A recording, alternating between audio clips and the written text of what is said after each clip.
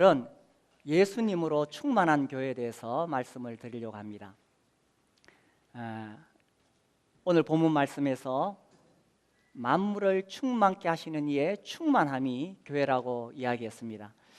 이 우주 만물이 주님의 손에 의해서 만들어졌지요. 주님께서 만드시고 다스리시고 운행하시고 여기에 생명을 불어넣으시고 또 여기에 힘을 불어넣으시고 그분이 주님이시고 그 주님의 충만함이 교회 안에 있다라고 말씀하셨습니다. 오늘 이 자리에 오신 분들 중에 혹 세상에서 어렵고 힘든 일이 있다면 예수님의 충만함을 입으셔서 용기를 얻으시고 또 지혜를 얻으셔서 나갈 수 있게 되기를 바랍니다. 저는 고등학교 1학년 때 구원을 받았습니다. 예수님을 믿고 구원을 받았는데 구원받은 다음에 그러면 어떻게 살아야 되는가? 나에게 있어서 무엇이 가장 중요한 일인가? 그때에 제가 깨달은 것은 구원받은 사람에게 가장 중요한 것은 교회다라는 것입니다. 그래서 그때부터 교회를 섬기기를 기뻐했고 또 그렇게 살다 보니까 또 지금은 이렇게 전심으로 일하게 되었습니다. 우리 교회는 2000년 5월에 시작이 되어졌습니다. 신당동 1723-4번지 2층 상가 57평에서 시작했습니다. 그때는 이제 교회가 시작되어져서 살아남아야 되는 자립을 위해서 살았습니다. 그러다가 5년 뒤에 이곡동 1196번지 한성코아 501호에 이사를 갔습니다. 거기서 이제 우리가 집에 있는 교회라는 원리를 발견했습니다. 초대교회는 집에서 모였다. 그래서 우리도 그렇게 해보자 해서 목장이 시작되었죠. 그리고 또 7년 뒤에 우리가 이리로 이사를 오게 되었습니다. 여기서는 특별히 우리의 정체성, 우리 교회의 뿌리를 연구하면서 제가 형제운동을 공부했고 또 논문을 썼습니다. 그러면서 형제단 혹은 새칭 브레드린 교회에 대해서 다시 우리의 정체성을 발견하고 그렇게 나아가고 있습니다.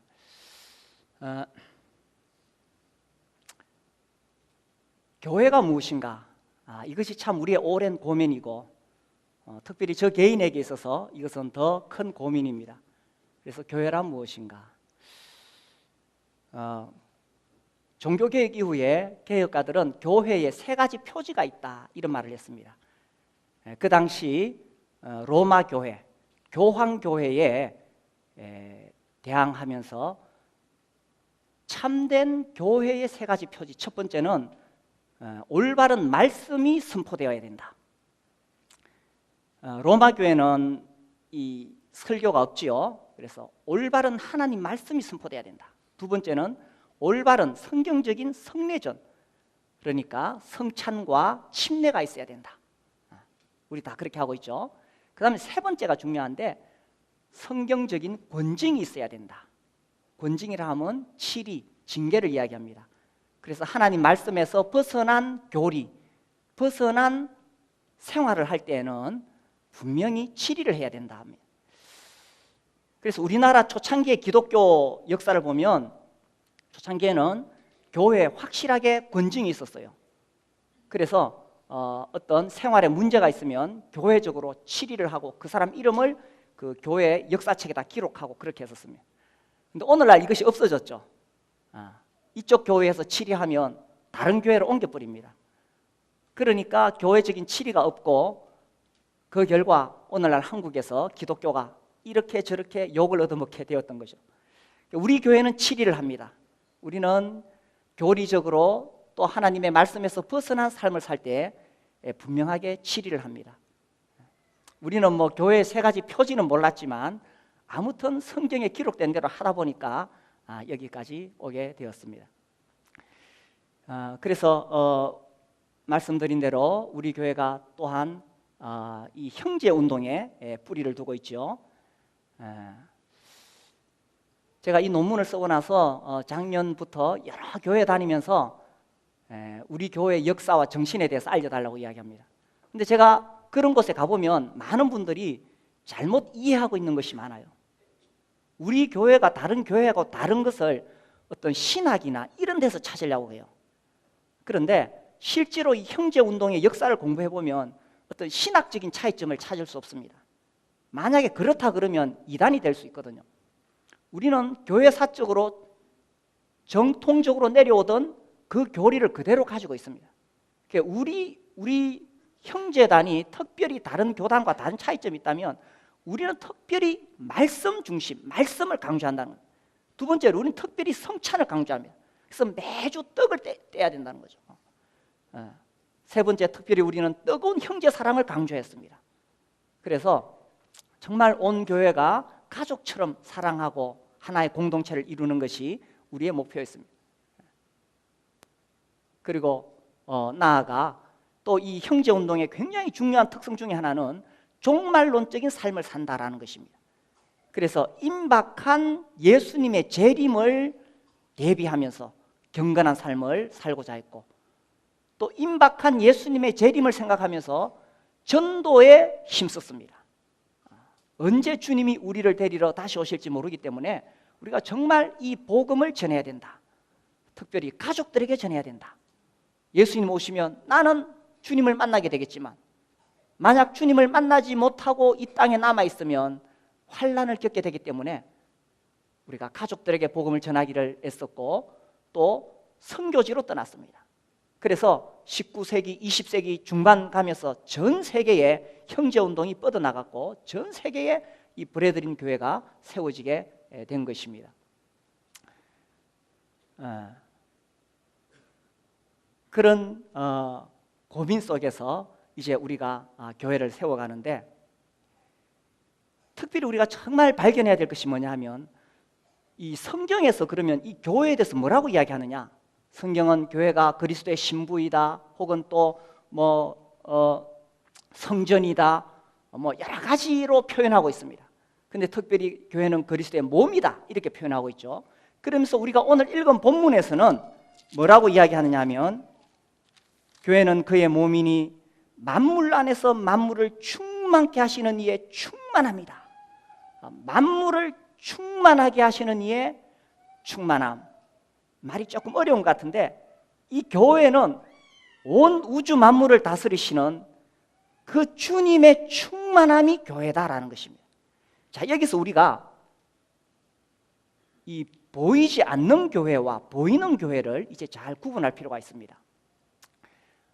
이제 이 성경의 말씀의 교리를 공부하면 이것이 구분될 것을 우리가 발견할 수 있어요. 보이지 않는 교회라 하면 사도행전 2장에서 오순절 이후에 구원받은 모든 성도들, 그러니까 2000년 전부터 마지막 예수님 오실 때까지 모든 성도들이 한 몸으로서 하나의 교회를 이루고 있습니다. 이 보이지 않는 교회죠. 이 보이지 않는 교회는 완전한 교회이며 유일합니다. 그런데 이 보이지 않는 교회가 보이는 교회로 나타난 것이 지역교회입니다. 그래서 고린도 지역에는 고린도 교회가 있었고 에베소 지역에는 에베소 교회가 있었고 각 지역교회가 이 보이지 않는 교회가 보이는 모습으로 나타났다. 그래서 이렇게 표현합니다. 우리에게 중요한 것은 우리의 인격은 영혼이죠. 이 영혼은 보이지 않습니다. 근데 보이지 않는 우리 영혼이 몸을 통해서 나타나듯이 보이지 않는 이 유일한 완전한 교회가 보이는 지역교회를 통해서 나타난다는 겁니다. 자, 보이지 않는 교회는 만물 안에서 만물을 충만케 하시는 충만함이라는 말할 수 없이 영광스러운 교회입니다. 근데 이 영광스러운 교회가 보이는 모습으로 나타날 때는 부족한 것이 보일 수 있다는 것입니다. 그리고 매우 다양한 모습으로 나타난다는 것입니다. 그래서 사실 눈에 보이는 교회는 완전하지 않습니다. 부족합니다. 그리고 아주 다양한 모습으로 나타납니다. 고린도 교회의 특성이 있고 에베소 교회의 특성이 있는 것입니다. 그렇죠? 다양하게 이렇게 나타나게 됩니다.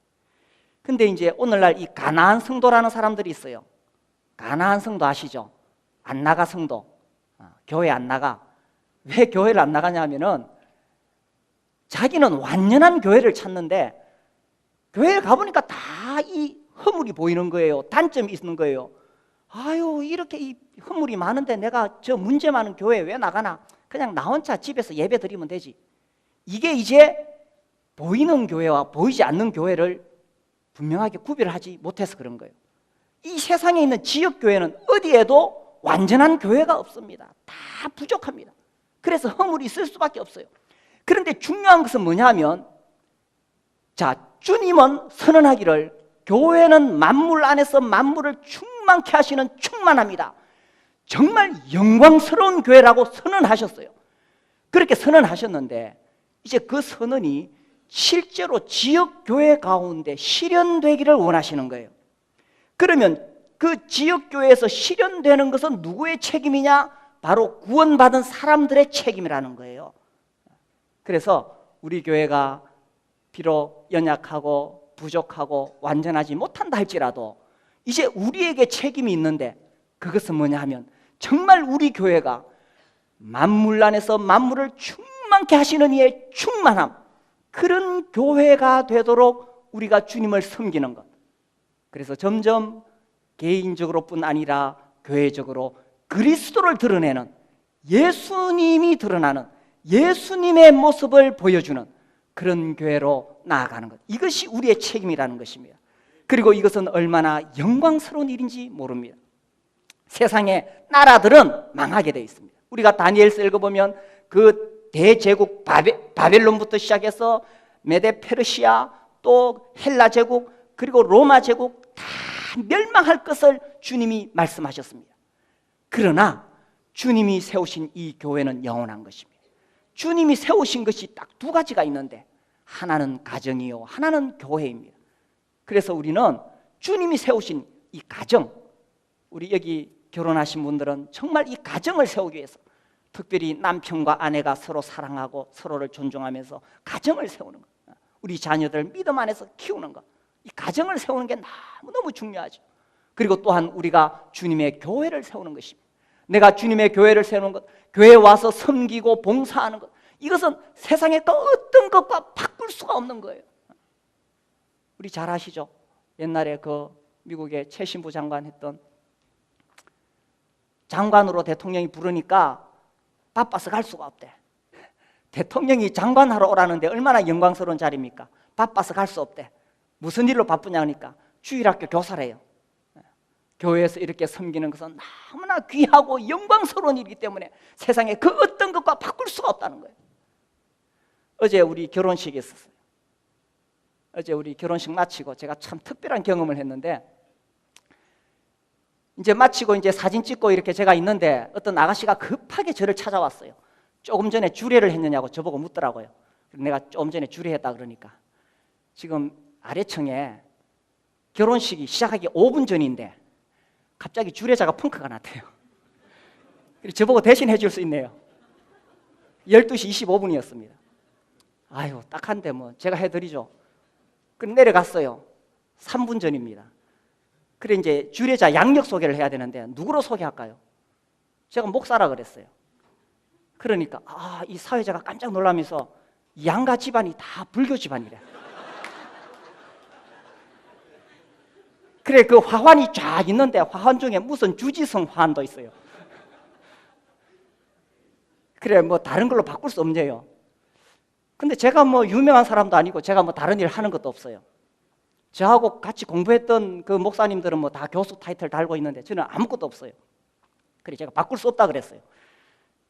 결혼식 1분 전이에요. 신랑한테 물어보겠대요. 결혼은 해야 되고 신랑이 오케이 했어요.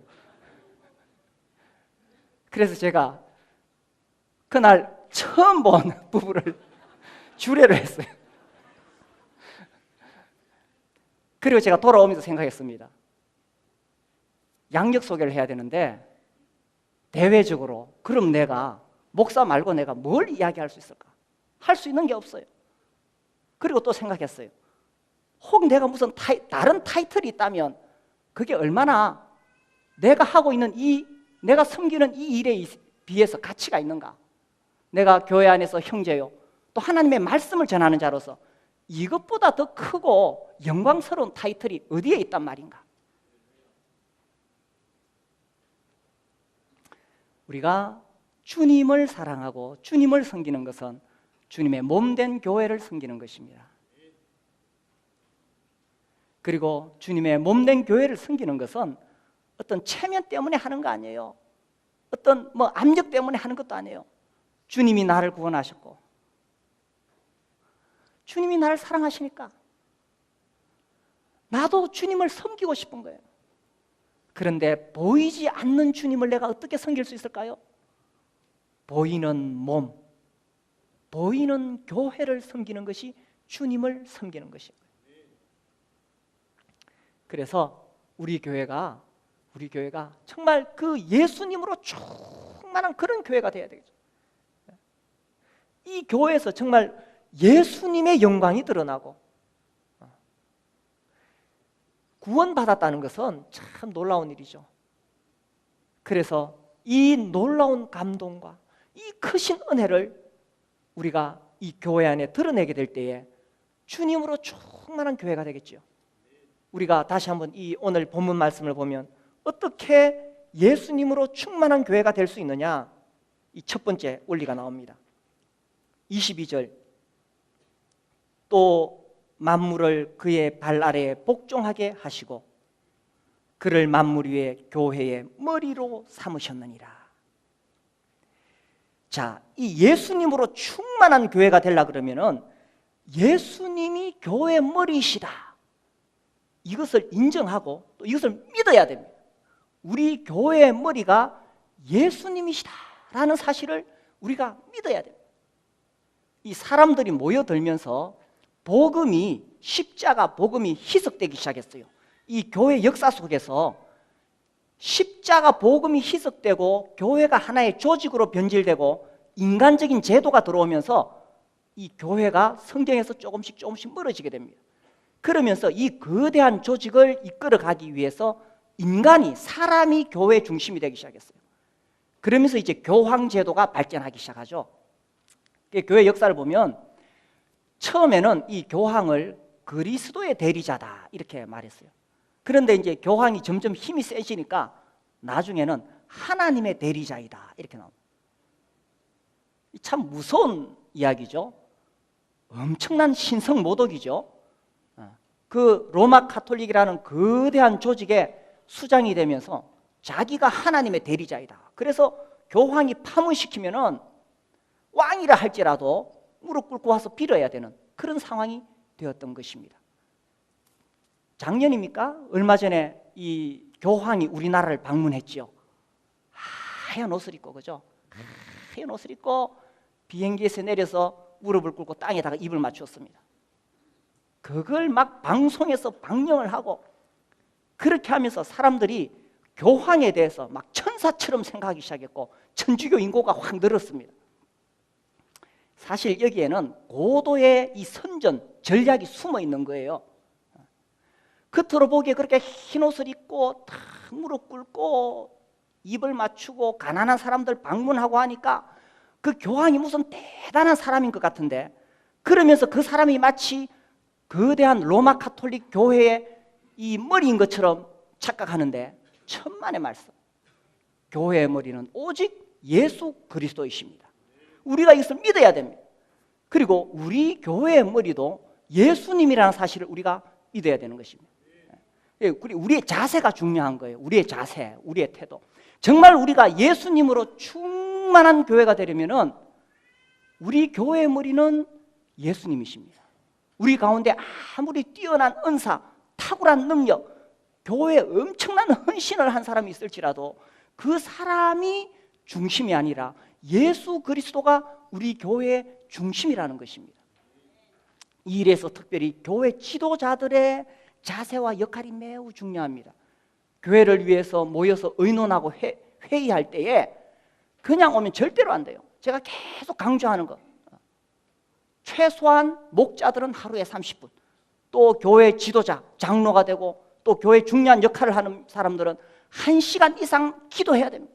그래 정말 기도 가운데 늘 주님의 뜻을 구하고, 주님 우리 교회 어떻게 했으면 좋겠습니까? 지혜를 주십시오.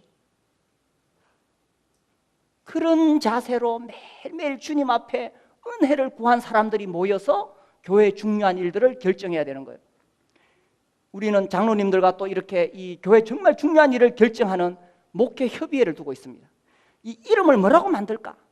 처음에 교회 운영회를 생각했는데 저는 그 말이 별로 안 좋은 것 같아요. 교회 운영위원회라 그러면 뭔가 이 교회가 우리 인간들의 뭐 같고 우리 인간들이 이끌어 간다는 그런 느낌이 들어가지고 그것보다는 이 주님의 교회를, 주님이 맡기신 양들을 우리가 어떻게 잘 섬길 수 있을까? 그래서 억지로 만들어낸 말이 목회협의회예요. 뭐 이것도 완전한 말은 아니겠지만 아무튼 우리의 중심에 이 교회의 머리가 주님이시고 주님의 뜻에 따라 움직이기를 원하는 것이 교회 지도자들의 마음 자세라는 거예요. 나아가서 우리 성도님들도 교회 지도자들을 주님이 세우신 권위라고 그렇게 인정해야 됩니다. 주님의 권위를 인정하는 사람은 주님이 세우신 권위를 인정하는 거예요.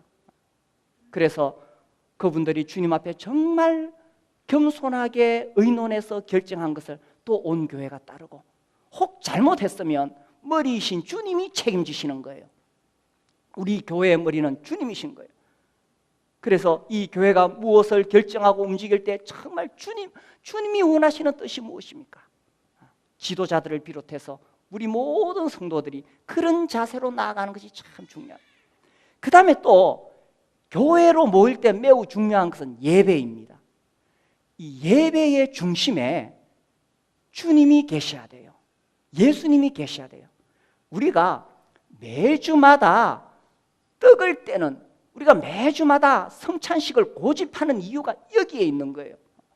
우리가 떡 앞에서는 이 떡을 떼는 자리에서는 이것을 누가 주도적으로 인도하는 사람이 없습니다.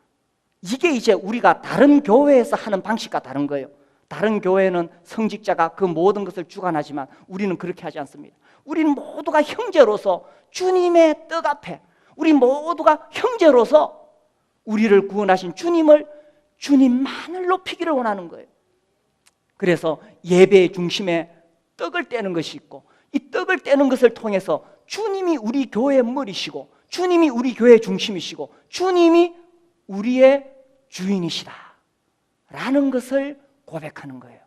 때로는 지루하기도 하고 때로는 좀 어색해 보일지라도 우리가 매주 이렇게 함으로써 우리 교회의 머리가 주님이신 것을 계속 드러내는 거예요. 또 이 강단에서 말씀을 전하거나 간증을 하거나 또 찬양팀 찬양을 인도할 때도 마찬가지예요. 찬양팀 노래 잘하는 사람이 찬양팀 되는 거 아니에요.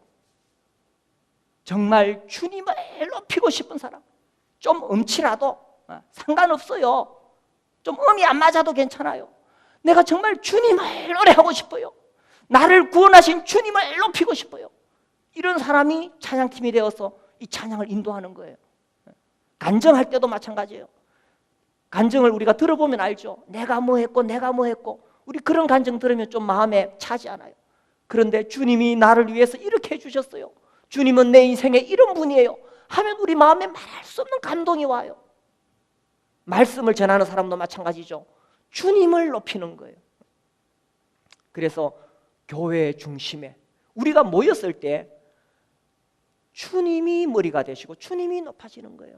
그렇지 않고 정말 예를 들어 탁월한 설교자가 와서 여기 설교했을 때에 주님이 드러나지 않고 그 사람의 설교가 남아있다면 이것은 정말 부족한 거예요. 이 형제운동의 역사에서 무어하우스 이야기가 나옵니다.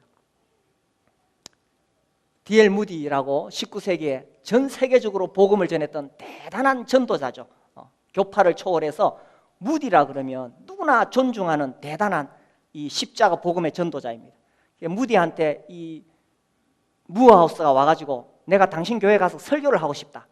그래서 무디가 하는 수 없이 허락을 해줬어요. 그때 무디는 다른 곳에 출타 중이었어요.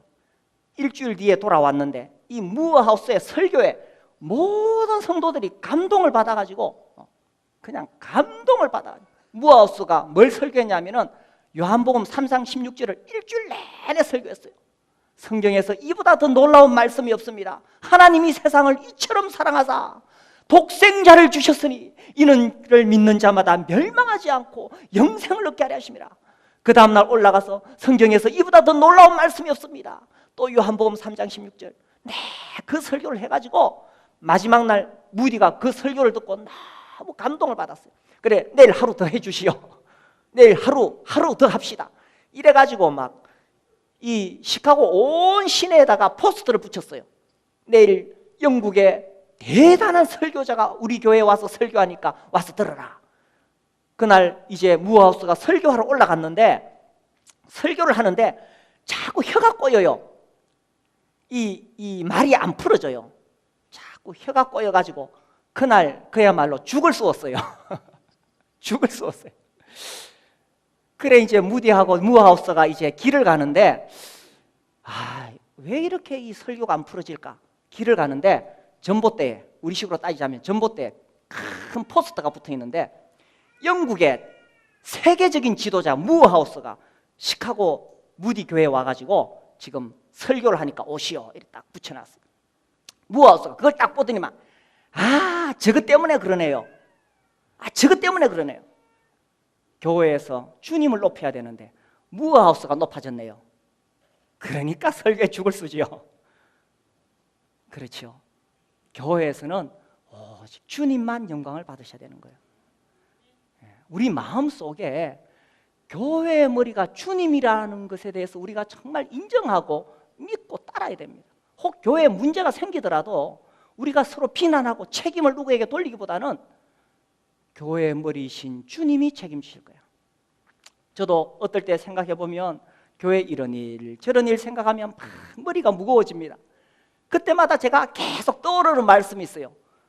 이 교회가 누구의 교회지? 그래, 주님의 교회인데 주님이 책임지실 것인데 내가 왜 다 책임지려고 그러지? 그렇죠? 교회는 주님의 교회입니다. 우리가 누구에게 책임을 지을 수 있는 게 아니에요. 우리가 주님께 책임지고 우리가 서로를 위로하는 것입니다. 우리가 서로를 격려하는 것입니다.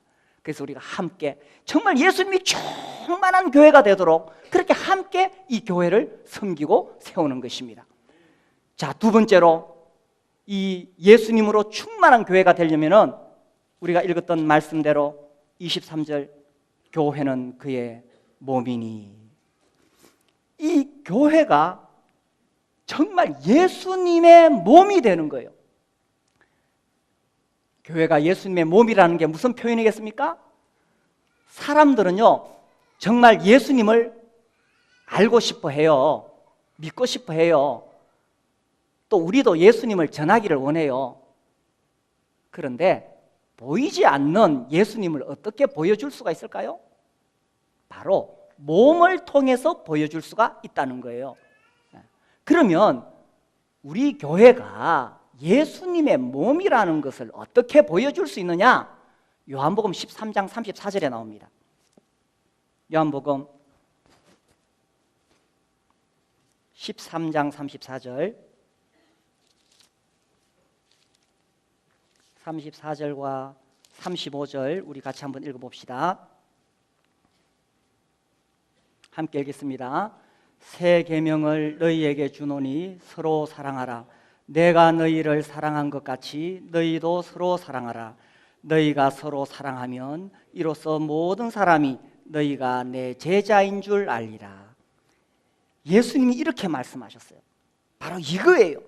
우리 교회 안에서 저는 전에 그런 생각도 했어요. 우리 교회가 처음 시작될 때 아이고 우리 교회 너무 연약한데 개척교회인데 살아남아야지.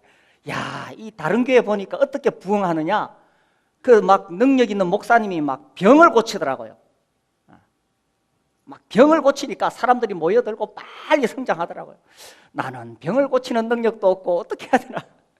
그런데 이 말씀을 보니까 그렇게 해서 사람들이 예수님을 알게 되는 것이 아니고 여기 보니까 서로 사랑하면 모든 사람이 너희가 내 제자인 줄 알리라. 바로 이 원리라는 거예요. 우리가 교회에서 형제를 귀하게 여기고 자매를 사랑하고 이렇게 서로 사랑하면 이 사랑하는 모습을 보고 사람들이 저 사람들은 진짜 예수님 제자다.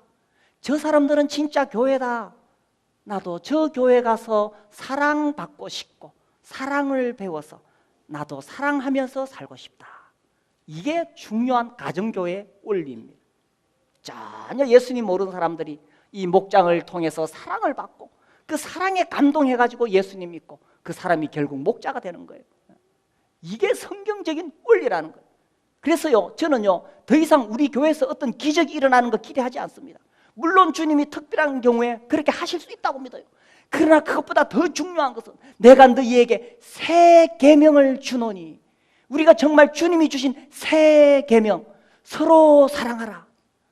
이것이야말로 어떤 기적과 바꿀 수 없는 가장 놀라운, 우리가 예수님의 충만함을 이루는 교회가 될 수 있는 비결이라는 것입니다. 서로 사랑하라. 처음에는 우리가 목장에서 사랑하지요. 근데 여기서만 머물면 안 돼요. 여기서 더 나아가서 온 교회가 한 몸이고 한 지체임을 믿고, 나하고 비록 다른 목장이라 할지라도 그 목장 식구들하고도 우리가 한 교회니까 서로 사랑하라.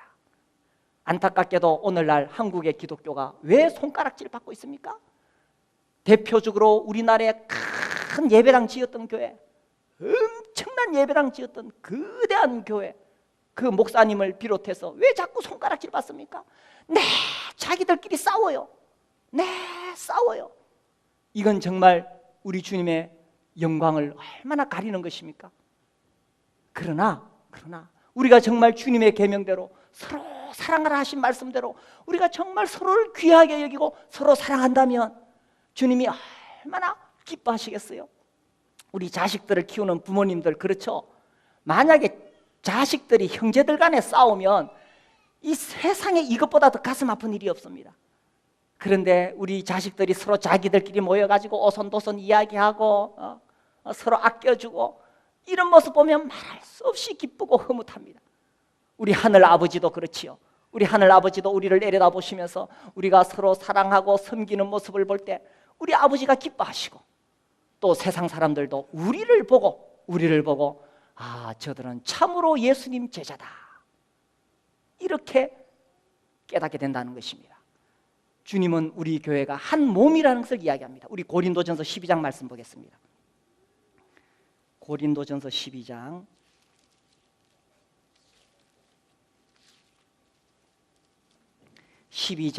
14절부터 제가 읽겠습니다.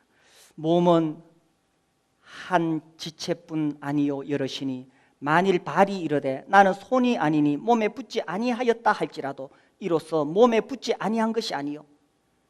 아이고 나는 몸에 안 붙었다. 그 교회 가보니까 전부 손만 영광을 받더라. 이렇게 할 수 없다는 것입니다. 정말 구원받은 사람은 이 지역교회 안에 있어야 된다는 것입니다. 17절, 만일 온몸이 눈이면 듣는 곳은 어디며 온몸이 듣는 것이면 냄새 맡는 곳은 어디냐. 그래서 눈의 역할이 있고 발의 역할이 있고 또 이 손의 역할이 있는데 다 중요하다는 것입니다.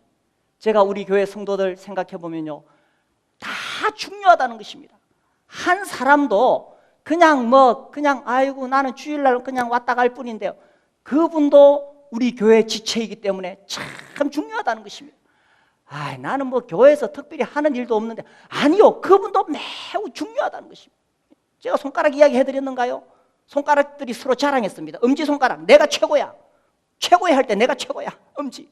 둘째 손가락 내가 최고지. 무엇을 가리킬 때 내가 최고야. 셋째 손가락 내가 제일 길잖아. 내가 최고야.